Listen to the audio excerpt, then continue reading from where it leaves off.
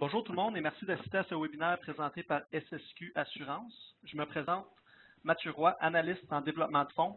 Nous sommes heureux de vous présenter aujourd'hui Mathieu Tanguay, président et associé principal, ainsi que André Chabot, associé fondateur et chef des placements chez Triacima. Ils sont ici pour nous parler de leur méthodologie de gestion unique appelée Approche des trois piliers et de leur stratégie Action canadienne diversifiée, stratégie sous-jacente à notre fonds SSQ canadienne Triacima. Sachez que s'il reste du temps à la fin de la présentation, il nous fera un plaisir de répondre à une ou deux questions que vous pouvez poser via la section Q&A de votre interface WebEx. Sachez aussi que vous pouvez communiquer en tout temps avec votre représentant SSQ Assurance afin de poser toutes vos questions. Sans plus tarder, Mathieu, la parole est à toi. Merci Mathieu. Bonjour tout le monde. Merci d'être là aujourd'hui. Donc, comme vous le voyez à la page 2, ce qu'on voudrait faire avec vous aujourd'hui, c'est vraiment, dans un premier temps, vous présenter à Triacima. Donc, vous expliquer la petite histoire de notre firme. Par la suite, mon collègue André Chabot va vous parler de notre philosophie de gestion et notre approche qui est unique, qui s'appelle la méthode des trois piliers. Et on donnera plus de détails aussi sur notre stratégie Action canadienne, donc les paramètres de la stratégie, la performance historique et ainsi de suite. Donc, si on prend la page 3, vous voyez un petit peu là, les grandes lignes de notre histoire. Donc, première chose, c'est que l'aventure Triacima a débuté en 1998. Donc, on fête nos 20 ans cette année. La firme a été fondée par 3 individus, donc André Chabot, qui est avec moi aujourd'hui, ainsi que Redouane Kiredine et Scott Collins, qui sont aussi tous deux toujours avec la firme. Évidemment, on a eu beaucoup de croissance au cours des dernières années et donc on est rendu aujourd'hui avec une trentaine d'employés, tous basés à Montréal, et on demeure une firme indépendante et de propriété privée. On est reconnu pour notre méthodologie de gestion qui est unique, qui s'appelle la méthode des trois piliers ou l'approche des trois piliers. Cette méthodologie, on l'applique à toutes les stratégies qu'on gère. Donc, André va vous en parler plus en détail, mais simplement garder à l'esprit, quelle que soit la stratégie qu'on gère, ça va être à partir de l'approche des trois piliers. On a évidemment d'excellents résultats, en particulier pour cette stratégie, et on est rendu maintenant avec 3,7 milliards d'actifs sous gestion. Donc, ensuite, vous voyez en bas de page le profil de nos clients ainsi que les classes d'actifs. Donc, on a principalement une clientèle institutionnelle, donc des partenaires comme SSQ, aussi des grandes caisses de retraite basées à travers le Canada.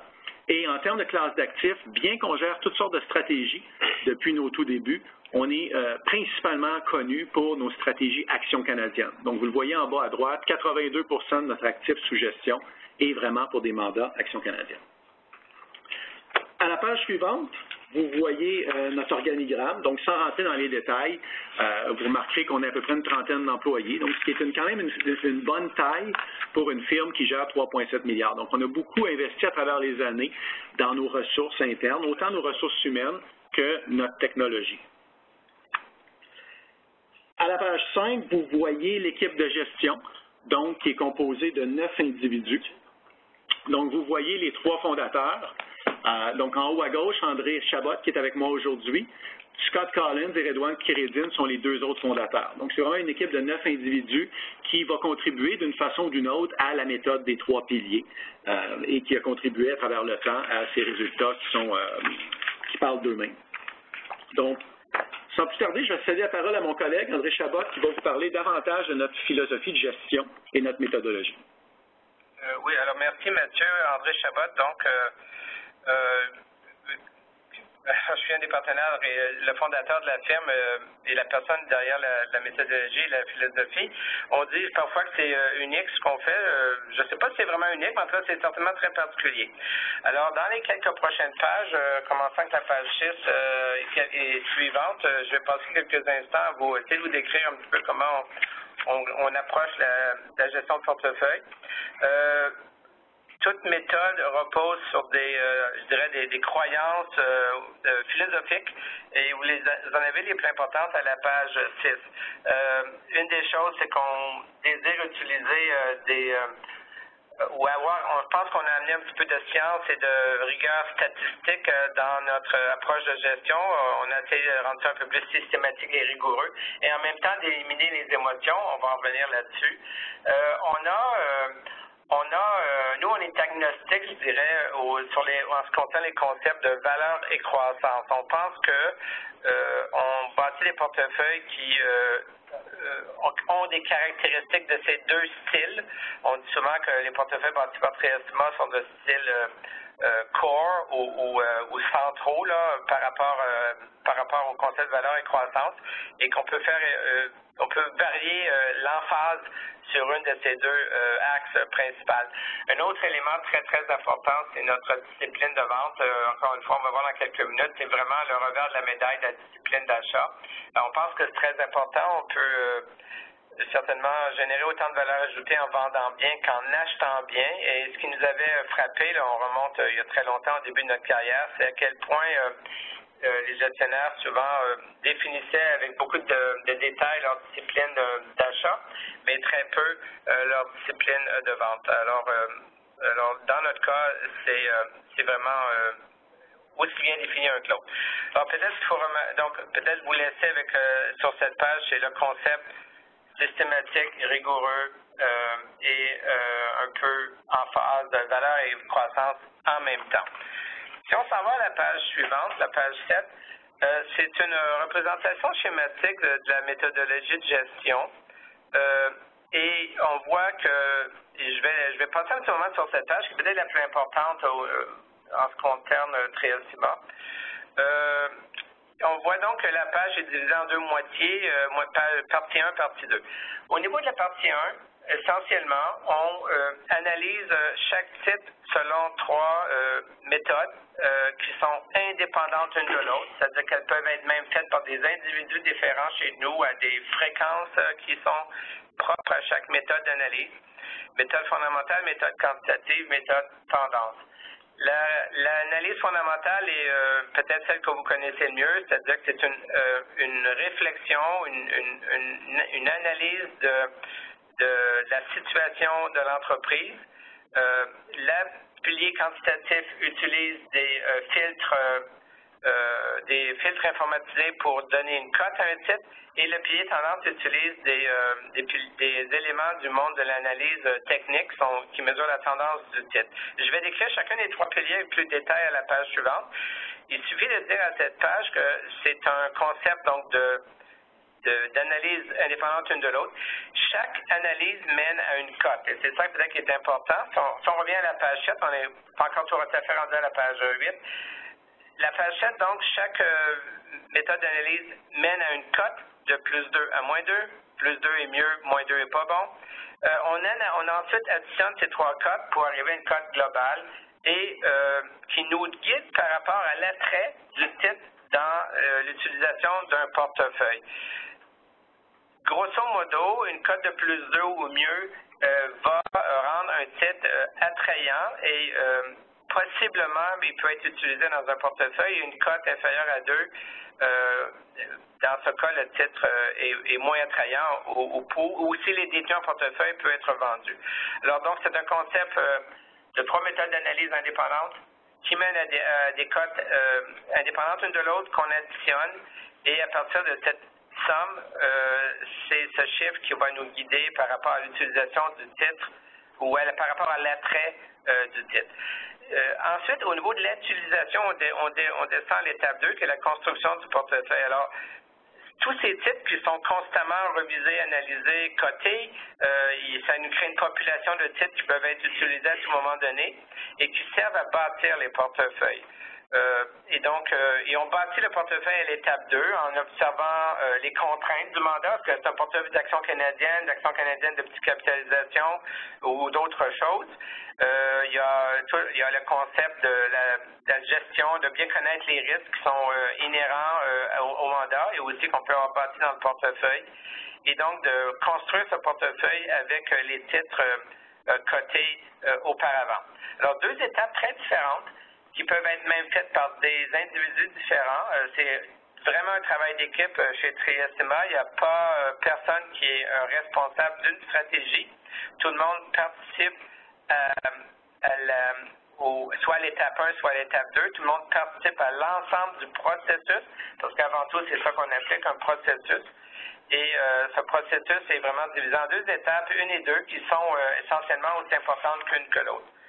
Alors, si on va à la page 8 maintenant, je vais rapidement passer. Il y a 3 méthodes d'analyse, tendance fondamentale, quantitatif. On peut les nommer dans n'importe quel ordre parce qu'en fait, l'ordre n'a pas d'importance. Chaque filtre d'analyse ou chaque méthode d'analyse a sa propre fréquence, ses propres processus, si je peux dire. Et c'est fait par des gens différents dans l'équipe de gestion. Si je commence par le pilier tendance, on utilise des indicateurs du monde d'analyse technique qui servent à évaluer la tendance d'un site. Une des croyances fondamentales, au-delà de la philosophie de base qu'on a mentionné tantôt, il y a un élément très important qui nous guide dans notre gestion, c'est que les tendances ont tendance, si je peux dire, à durer beaucoup plus longtemps qu'on peut le penser parfois au début et aller beaucoup plus loin. Et un des points importants, c'est de capturer la tendance d'un site et de demeurer dans le titre tant que la tendance demeure positive. Alors, on préfère des titres qui vont vers le haut et on évite les titres qui vont vers le bas. Nos indicateurs sont divisés en horizon de temps, court terme, moyen terme, long terme. C'est simplement que les indicateurs court terme, s'ils nous donnent une cote positive à un moment donné, c'est improbable qu'ils renversent cette cote avant un horizon de temps qui est quelconque, qui est dans le cas de court terme de 6 mois, moyen terme, on parle de 15 à 18 mois, long terme, 2-3 ans. Alors, ce sont des horizons qui se mesurent en trimestres, si je peux dire, et non pas en jours ou en semaines, qui sont appropriés pour le travail qu'on fait pour la SSQ. Pilier quantitatif, c'est simplement qu'ici, on utilise des banques de données informatisées et des filtres. Et les banques de données informatisées renferment des ratios financiers ou des mesures financières comme le ratio coût-bénéfice, le rendement de la voie d'actionnaire et autres. Ces ratios financiers sont regroupés en 5 catégories. Attente, rentabilité, ou 6 là, qu'on a nommé dans le triangle, croissance, valeur, etc. Et ces ratios sont combinés avec différents degrés d'importance et tout ça est passé à travers un filtre, donc, qui nous mène à une cote qui va premièrement de 1 à 100 et qu'on ramène ensuite de plus 2 à moins 2. Alors, cet outil quantitatif est ce qu'on appelle un filtre multifactoriel. Chaque ratio financier est un facteur. Il y en a plusieurs. Ils ont des pondérations différentes. Ce qu'il faut retenir au titre du pilier quantitatif, c'est que c'est très sévère. La moyenne des cotes pour l'univers de titre est de moins 1. Hein? On peut aller de moins 2 à plus 2. La moyenne globale est de moins 1. Et par exemple, pour obtenir une cote de plus 2, il faut se démarquer et être dans le premier 5% de l'univers. Le pilier tendance, pilier quantitatif sont, si je peux dire, automatisés. On a cherché ici à amener de la science dans l'art de la gestion, c'est-à-dire que les critères qu'on utilise sont basés sur un concept de grand nombre, c'est-à-dire qu'à travers les décisions faites au fil du temps, statistiquement parlant, nos critères vont nous guider, vont être les bons, vont nous guider vers les titres qui vont surperformer.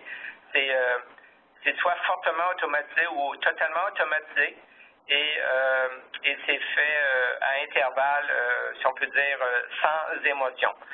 Le pilier fondamental est plus traditionnel. Il s'agit ici de se pencher sur chaque titre et de comprendre à la fois son historique, son secteur d'opération, son créneau, son plan d'affaires, de regarder vers le futur et d'essayer de déterminer quel genre de futur cette entreprise pourrait avoir.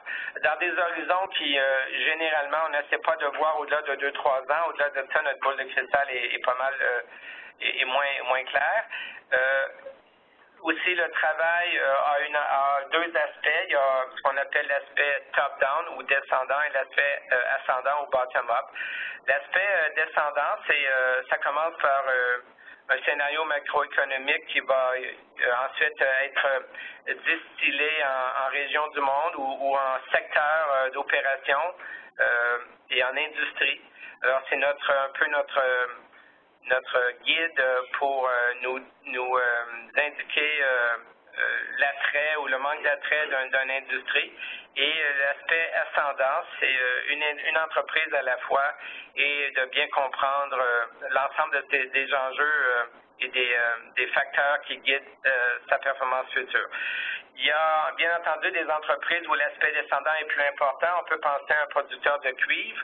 Le prix du cuivre, l'entreprise n'a aucun contrôle sur le prix du cuivre. Ça va être avant tout déterminé par des facteurs macroéconomiques qui peuvent être aussi différents que la croissance de la Chine ou essentiellement la croissance globale est importante ici. Par exemple, alors ça, ce serait un exemple, par exemple, producteur de cuivre. Une banque, l'aspect descendant toucherait plus les courbes de taux d'intérêt, l'évolution de la courbe de rendement, et ainsi de suite. Ascendant, c'est l'aspect qui est particulier et unique à chaque entreprise. Dans mon exemple de producteur de cuivre, le prix du cuivre, l'entreprise n'a aucun contrôle, mais l'analyse ascendante, on doit se pencher quand même sur quelles sont ces mines, quelle est la richesse de ces mines, quel est leur cycle de vie, etc. Il y a des entreprises où l'aspect descendant est peu important. On peut penser à une entreprise comme Alimentation Couche-Tard ou Saputo, où il faut avant tout comprendre ce que l'entreprise fait, où l'aspect descendant a peu d'influence sur l'entreprise. J'ai dit que les deux premiers piliers étaient fortement ou totalement automatisés. Ça sous-entend que c'est pas là qu'on met l'ensemble de notre temps. Notre temps est à 90% consacré au pilier fondamental parce que c'est faire ce travail de réflexion qualitative fondamentale prendre du temps. Un de nos outils principaux, c'est les rencontres avec les entreprises. On rencontre au-delà de 350 compagnies canadiennes par année, dont plus de la moitié viennent nous visiter à nos bureaux, de façon à ce qu'on puisse les interviewer en privé. Alors, la combinaison, donc, alors, ce que je viens de vous faire, c'est de vous décrire les trois piliers. Chacun, encore une fois, nous mène à une cote de plus 2 à moins 2. On additionne ces cotes et à partir des titres cotés, moyens, bien cotés ou moyennement, ou selon l'évolution de la cote, c'est à partir de là qu'on bâtit les portefeuilles tels que je l'avais décrit à la page précédente. Rapidement, la page suivante, c'est simplement, c'est une description, si je peux dire, de l'étape numéro 2, qui est celle de construction du portefeuille. C'est guidé par un grand nombre de règles. Je parlais de choses comme les contraintes du mandat, la gestion des risques, perspectives macroéconomiques, et ainsi de suite. Dans le cas du mandat ici, il y a quelque chose d'assez particulier, c'est qu'il peut y avoir jusqu'à 10% des titres qui sont non canadiens, mais c'est par ailleurs un mandat d'actions canadiennes, d'entreprises de grande, moyenne et petite taille, avec, comme je viens de le dire, jusqu'à 10% du portefeuille en actions non canadiennes. Beaucoup de petits points de détail dans la page. Il s'agit de retenir que au niveau de la construction du portefeuille, il y a des règles. On n'a pas à prendre constamment des décisions sur ceci ou cela, comment on accumule les titres ou quel genre de béton on veut avoir. Ces choses sont souvent prédéterminées et on bâtit le portefeuille en conséquence de ces règles qui, comme je viens de le dire, sont fixées, si on peut dire, dans le temps, mais qui ont aussi comme objectif de nous donner une marge importante, la latitude pour pouvoir bâtir un portefeuille qui diffère de l'indice. À la page 10, il s'agit simplement notre objectif de rendement est de battre le TSX d'au moins 2% par année sur des périodes de 4 ans. On a fait beaucoup plus que ça, mais c'est l'objectif officiel. Page 11, j'avance rapidement. La page 11 est une illustration de ce qu'on essaie de faire au niveau quantitatif à l'ensemble du portefeuille et en même temps fait partie de la gestion des risques au niveau de la construction du portefeuille. Je vais simplement vous guider à travers 2 ou 3 des ratios financiers de cette page. Alors, si on commence en haut à gauche, ratio cours-bénéfice, ce qu'on voit ici, ce sont des données de fin de mois sur 10 ans. Donc, les 120 derniers mois, terminés au 31 décembre 2017, le TSX a eu un ratio cours-bénéfice de 16,7. le portefeuille 18,9, donc 2 points plus cher, ce qui est acceptable pour nous. Par contre, quand on va à droite de ça, on voit que dans les dernières 10 ans, à chaque trimestre, les entreprises du TSX ont augmenté leurs bénéfices de 6 dixièmes de 1%, donc essentiellement pas de croissance, alors que les titres en portefeuille avaient une croissance de 7,3. Alors tout de suite, on peut penser que si on achète nos titres à peu près la même cherté que si les titres en portefeuille ont à peu près la même cherté, si je peux dire, que l'indice, mais ont beaucoup plus de croissance de bénéfices. Et en bas, ont des meilleures révisions des estimés des analystes financiers. Et ce sont des titres qui sont déjà en bas à gauche rentables. Cette combinaison de facteurs financiers maintenus au fil du temps devrait mener à une surperformance, ne serait-ce que parce qu'on a un portefeuille essentiellement qui a la même valeur que l'indice, mais beaucoup plus de rentabilité, de croissance des bénéfices et des meilleures révisions. Alors, cet aspect cette page existe parce qu'on a un outil quantitatif et si on l'applique à l'ensemble du portefeuille, c'est un petit peu comme dire que ça mesure la santé de la forêt, mais cette forêt est composée d'un certain nombre d'arbres, puis chaque arbre est un titre en portefeuille. La page suivante, c'est un petit peu le résumé ou la culmination de ce que je viens de vous décrire. On appelle ça notre page sommaire des 3 piliers. Alors, la page que vous avez devant vous, la page 12, est divisée en une moitié gauche et une moitié droite. Et donc, je pense que vous le reconnaissez. Si on part en haut à gauche, c'est dans le secteur de l'énergie. Il y a un titre qui s'appelle Calfrac, qui a un poids de 5 dixièmes de 1% dans l'indice. Et ils ont mis les cotes, les 3 cotes quantitatives fondamentales et tendances, ainsi que la cote combinée pour ce titre. Alors, c'est un petit peu notre outil, si on peut dire, qui nous sert qui est le résultat de l'application de la méthodologie, mais en même temps qui nous indique la santé du portefeuille au niveau des cotes combinées et aussi et comment ces cotes combinées sont obtenues à travers les 3 piliers. Avec ça, on surimpose un code de couleur. Vert, c'est une amélioration au cours du dernier trimestre. Rouge, c'est une détérioration. Et ce code de couleur est important. Ça nous guide encore une fois par rapport à l'évolution des titres. Juste pour souligner que dans ce que vous avez devant vous, on a remarqué qu'il y a des erreurs au niveau de la cote quantitative, pas nécessairement au niveau des cotes, mais le code de couleur est amené dans certains cas. Mais pour le but de l'illustration, ça n'a pas d'impact.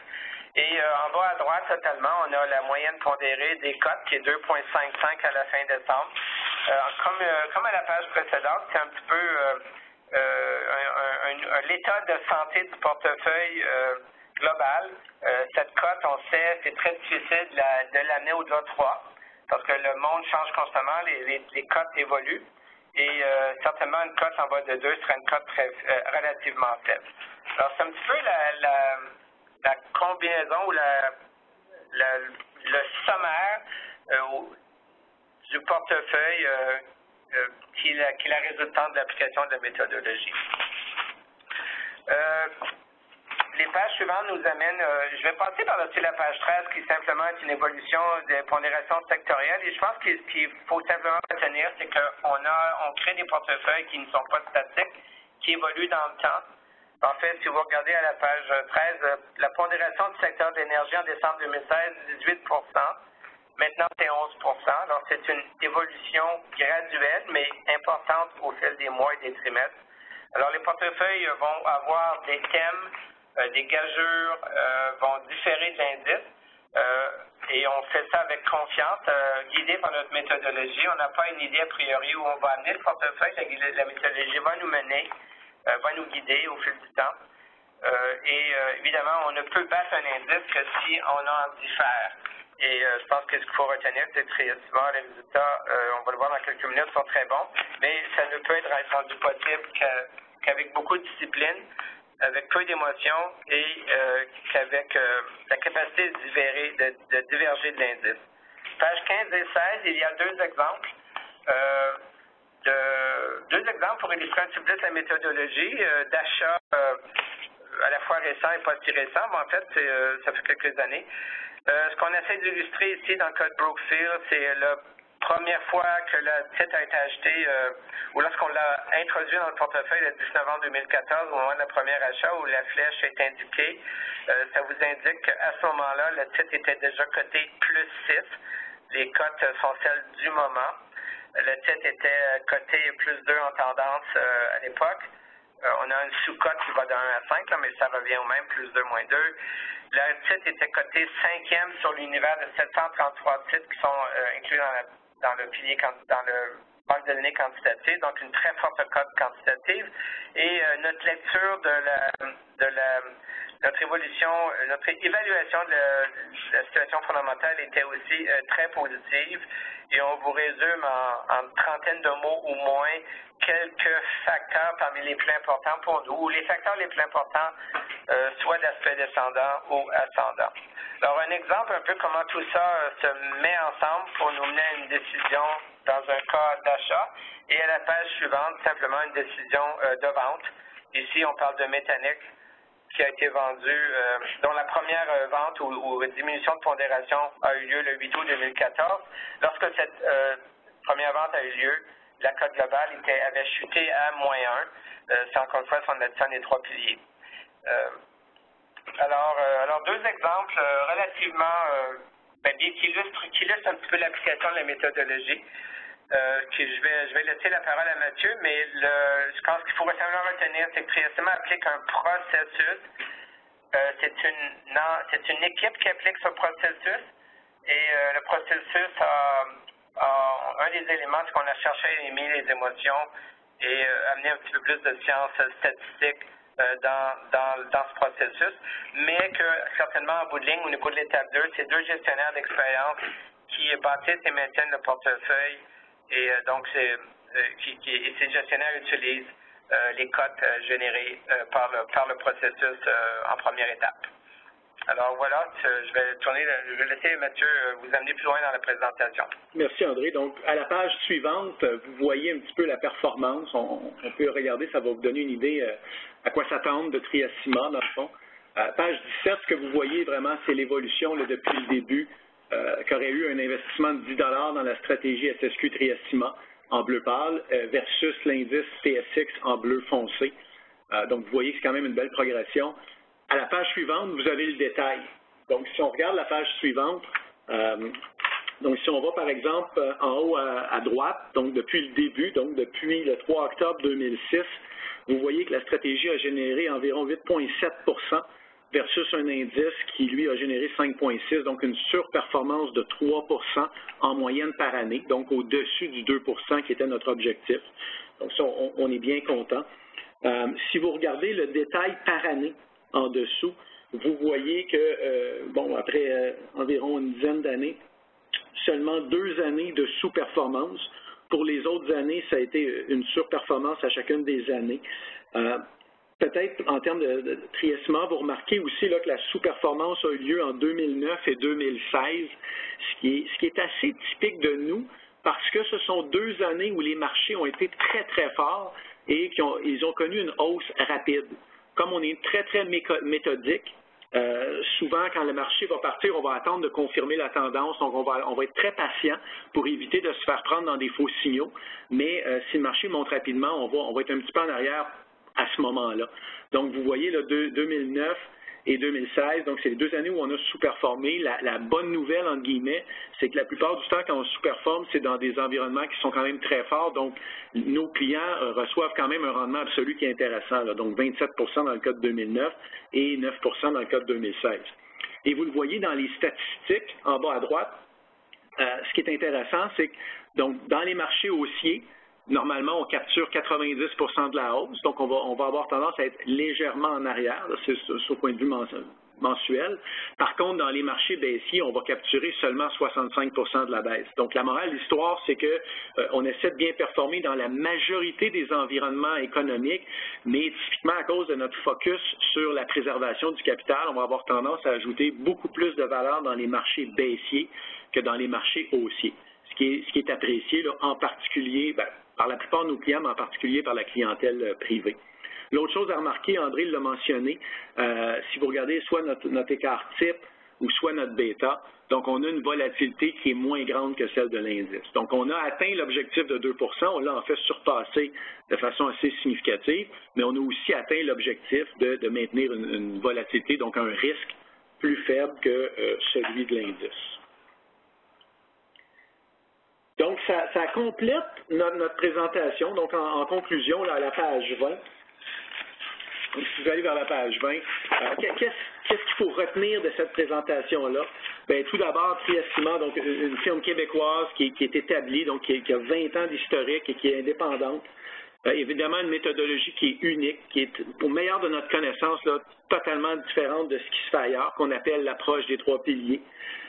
Une bonne combinaison, croissance et valeur. Donc, typiquement, si vous regardez nos chiffres historiques des portefeuilles qui ont une cherté qui est très comparable à celle de l'indice, voire même des fois un petit peu moins chère, mais la plupart du temps, beaucoup plus de croissance à l'intérieur de nos portefeuilles. Et finalement, vraiment, là, un focus sur la préservation du capital, donc vraiment une performance historique qui est très bonne, mais qui est particulièrement bonne dans les marchés baissiers. Donc, ce sont les grandes lignes de ce qui nous définit. Et bien, à partir de maintenant, ça va nous faire plaisir de prendre vos questions. Bien, merci beaucoup Mathieu puis André. On va maintenant passer à la période de questions comme mentionné. Donc, première question. Quelle est votre opinion sur l'écart entre le Western Canadian Select et le Brent, ainsi que vos prévisions à court moyen terme? Bien, oui, alors on sait tous que le prix réalisé par les producteurs qui travaillent dans le bassin sédimentaire canadien, dans l'Ouest canadien, les prix réalisés pour le pétrole sont bien inférieurs aux prix mondiaux. C'est avant tout un problème dû au manque de moyens de transport pour faire sortir le pétrole de cette région du monde et de l'amener ailleurs, surtout vers les États-Unis, mais aussi l'Est du Canada et la côte ouest. Cet écart est grand en ce moment parce que le prix du pétrole a augmenté depuis 18 mois environ sur les marchés mondiaux, puis il est moins apte à augmenter au Canada. Ça endommage beaucoup la rentabilité de l'industrie pétrolière productrice canadienne. Ça aussi diminue le rendement de l'indice TSX parce que ce secteur est à peu près 20% de l'indice, ce qui rend essentiellement le marché canadien un petit peu moins attrayant. On ne voit pas de solution à court terme à ça. On sait que CN et CP s'achètent des locomotives ces jours-ci pour se remettre à transporter du pétrole sur un parail, mais c'est une solution qui n'est pas très importante ou très significative à long terme. Il y a essentiellement un manque de pipelines. Alors, les pipelines, ça prend une volonté politique pour pouvoir les bâtir. Je vais peut-être juste terminer le commentaire en disant que c'est un petit peu malheureux parce que ça rend chaque Canadien un petit peu moins riche.